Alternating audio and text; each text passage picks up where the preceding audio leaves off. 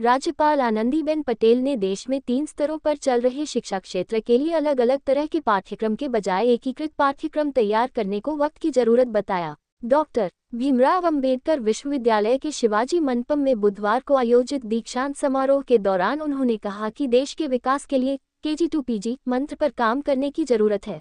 उन्होंने कहा कि KG से लेकर 8वीं, 12वीं और स्नातक के लिए अलग अलग तरह के पाठ्यक्रम रखने के बजाय एकीकृत पाठ्यक्रम तैयार करें। इसके लिए शिक्षा विभाग के साथ समाज कल्याण व अन्य विभागों के अधिकारी बैठकर चर्चा करें और अगले 10-15 साल का विजन प्लान तैयार करें।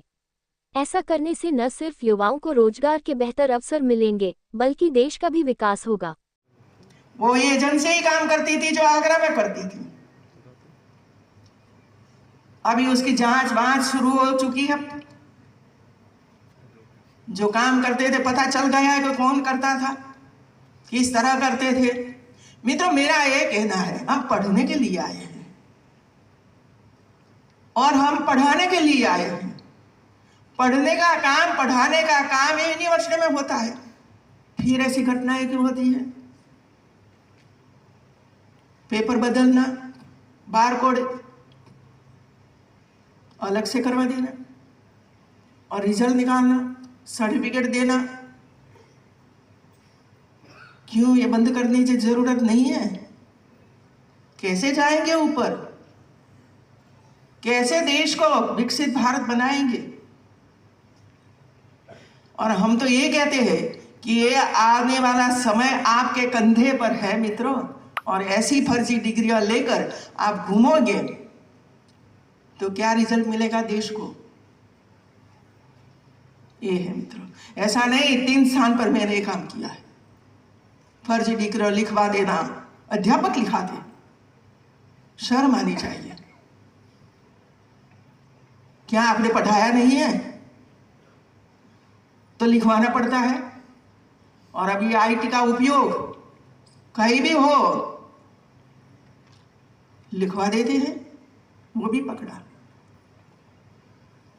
मित्रों, ये दीक्षांत समारोह का इसमें काम नहीं है, लेकिन पिछले कई समय से मैं देख रही हूं और इसी वजह से मुझे लगा कि मुझे बोलने की जरूरत है। क्या गलत बातें मैं नहीं बता सकती हूं? मैं कुलाधिपति हूं मित्रों, और मेरा सबसे पहला दायित्व है कि यूनिवर्सिटी में कई ऐसी चीजें हैं जिसको बंद करने की जरूरत है। सही मार्ग, सही दिशा, सही परिणाम, यही होना चाहिए मित्रों। राज्यपाल ने विश्वविद्यालयों के शोध कार्य की गुणवत्ता और उस शोध को देशहित से जोड़ने पर जोर दिया। उन्होंने कहा कि पहले शोध बेहतर नहीं होते थे, सुधार कराया तो शोध हो रहे, लेकिन उसके बाद आगे कुछ नहीं हो रहा। विज्ञान एवं प्रौद्योगिकी विभाग के साथ वीडियो कॉन्फ्रेंस कर प्रदेश के 12 विश्वविद्यालयों के कुलपतियों के साथ चर्चा की गई है। कोशिश की जा रही है कि जो शोध हो उसके परिणाम या सलाह का देशहित में बेहतर उपयोग किया जाए। कहा कि सरकार ग्रांट देती है लेकिन खर्च नहीं हो पा रही है। विश्वविद्यालय इस रवैये को बदले और ग्रांट बांटे ताकि गुणवत्तापूर्ण शोध हो सके। उपस्थित होकर मुझे अपार हर्ष एवं गर्व की अनुभूति हो रही है। दीक्षांत समारोह किसी भी विश्वविद्यालय का केवल एक औपचारिक कार्यक्रम नहीं होता, बल्कि यह ज्ञान, अनुशासन और संस्कार का उत्सव है।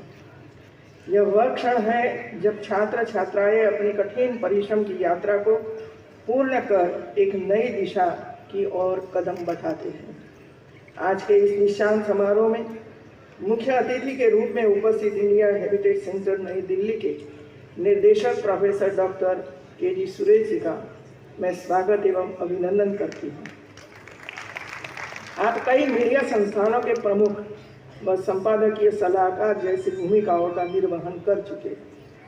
पत्रकारिता में उत्कृष्ट योगदान हेतु आपको भारत सरकार द्वारा गणेश शंकर विद्यार्थी पुरस्कार से सम्मानित किया जा चुका है तथा राष्ट्रमंडल युवा कार्यक्रम एशिया द्वारा शांति के लिए राष्ट्रमंडल युवा राजदूत भी नामित किया जा चुका है। कला, संस्कृति एवं विभिन्न विषयों पर आपकी गहरी समझ एवं अनुभव निश्चित तौर पर यहाँ उपस्थित छात्र छात्राओं के लिए मार्गदर्शक साबित होगा। आज कई विद्यार्थियों को, छात्र छात्राओं को गोल्ड मेडल, अलग अलग प्रकार के स्पोर्ट्स में श्रेष्ठ विश्वविद्यालयों के कामकाज पर चिंता जताते हुए कहा कि कई जगह शिक्षक और छात्र फर्जी डिग्री के मामले में पकड़े जा रहे हैं। पेपर लीक होने जैसी घटना हो रही है। ये कोई और नहीं कर रहा, यही के लोग शामिल हैं। फर्जी मार्कशीट लेकर देश के विकास में कैसे योगदान दिया जा सकता है। राज्यपाल ने कहा कि पहले विश्वविद्यालय निजी कंपनियों से आईटी संबंधी कार्य कराते थे। इसमें 200 करोड़ रुपए तक खर्च होता था। सरकार का समर्थ पोर्टल अब 40 से ज्यादा सेवाएं एक ही जगह पर उपलब्ध करा रहा है, जिससे अब ये खर्च शून्य हो गया है। दीक्षांत समारोह में 77 मेधावियों को कुल 117 मेडल दिए गए। इसमें 100 स्वर्ण और 17 रजत रहे। स्नातक परास्नातक के 82,462 मेधावियों को डिग्री दी गई। 144 शोधार्थियों को पीएचडी की डिग्री मिली। सबसे ज्यादा 11 मेडल एशियन मेडिकल कॉलेज के शिखर सिंह को मिले।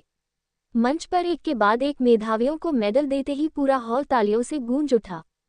समारोह में 7 मेधावियों को 30 मेडल मिले। इनमें एशियन मेडिकल कॉलेज के शिखर सिंह को 11, शिकोहाबाद के नारायण कॉलेज के सुविद जैन को 4 मेडल मिले हैं।